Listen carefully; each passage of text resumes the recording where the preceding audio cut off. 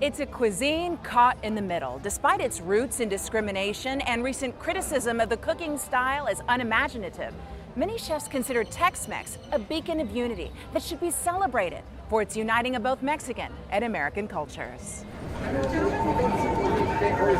Thank you for calling the Original Blanco Cafe on Medical Drive. May I help you? The Original Blanco Cafe is known for their award-winning enchiladas. Cheese enchiladas, sir. Would you like flour tortillas or corn?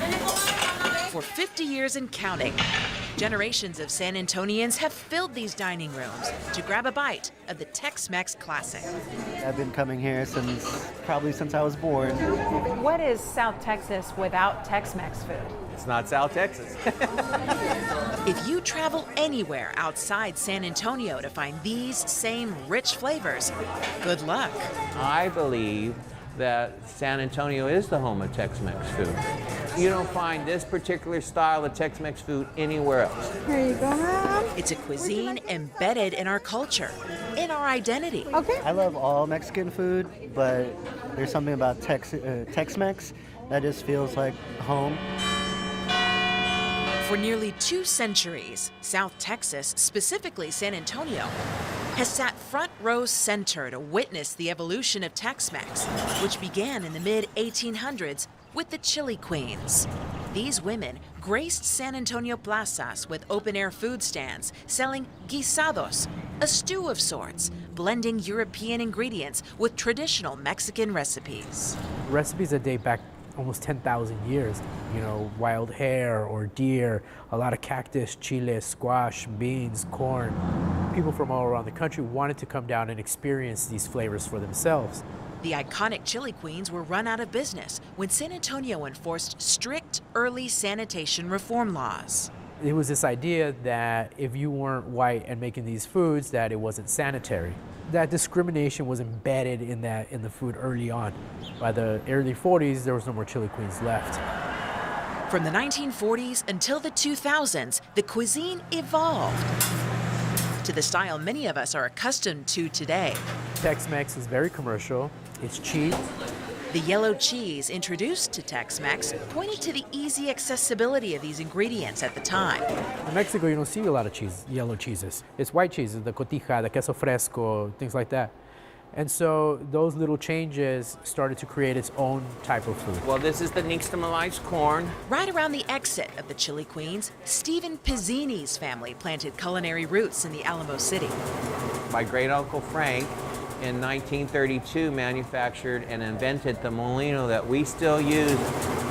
Using his grandmother's recipes from Mexico, the family opened Teca Molino in 1938 and Taco Hut 20 years later.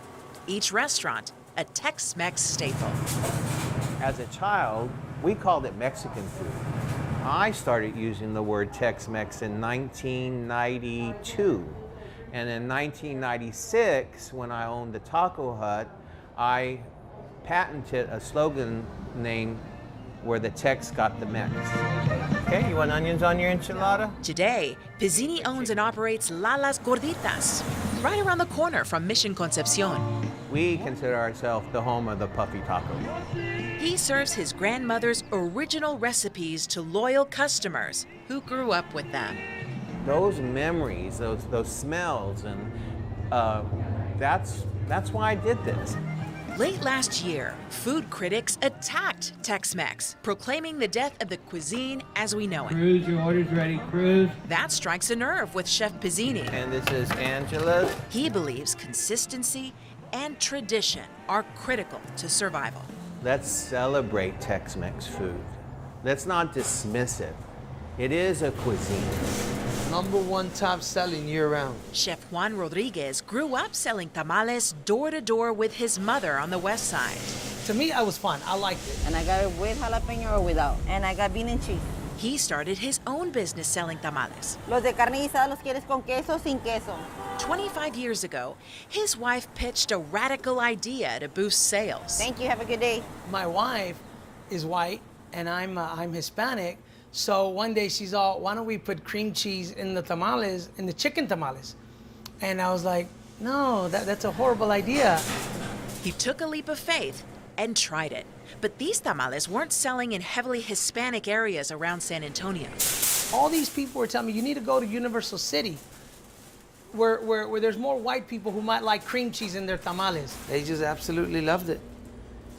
And it just took off from there. His quick success motivated him to evolve his menu even further, Tu bean and cheese, tu carne guisada, and tu barbacoa. adding more non-traditional flavors like barbacoa, even egg roll ingredients to his tamales. Thank you. Have a good day. I used to tell my mom, Bye. yo les quiero hacer sus chiflazones a la gente. Whatever they want, I want to make it. Now, more Tex-Mex menus are featuring health-conscious options. Some people don't eat lard in their tamales.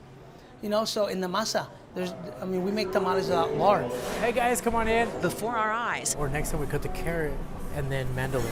we see in many spaces We wanted to open a restaurant that could tell the history of Mexico through its gastronomy. We had a lot of fun kind of reworking some of these ingredients. the originality of this cherished cuisine coming back. So here we have our flour tortillas that we've made using white Sonora wheat. And on the side, we have our house-smoked pecan butter. More ingredients originating in Mexico are easier to get. Right near the coastline off of Sonora grows the iconic chile chiltepin. Many believe Tex-Mex has come full circle. I think it's time that we take it back and honor it the way that it's supposed to be honored. Let's honor it, let's respect it, let's celebrate it. More importantly, let's eat it. Alicia Nieves, Ken's 5.